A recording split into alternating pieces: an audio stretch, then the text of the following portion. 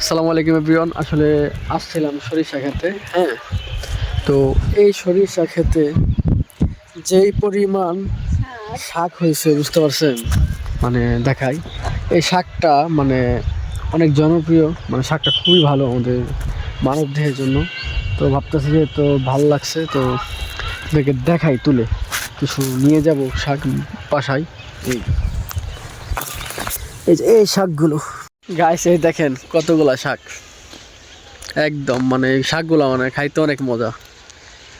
তো আজকে এই ভিডিওটি আপনাদের সাথে শেয়ার করলাম, মানে অবশ্যই জানাবেন কেমন হয়েছে, এবং আরও শাক নেব। শাক কিন্তু মোটামুটি অনেকগুলো তুলতেছে, হ্যাঁ। তা আসলে শখও বলতে পারি, আবার খাবারের জন্য নিতে পারি, দুইটাই। আরও অনেকে শাক তুলতেছে, ওই যে শাকগুলো আসলে মানে খুবই মানে খেতেও ভালো লাগে শাকগুলো। ন্যাচারাল খাবার মানবদেহের জন্য সব থেকে ভালো আমি মনে করি। অনেকগুলো হয়ে গেছে শাক,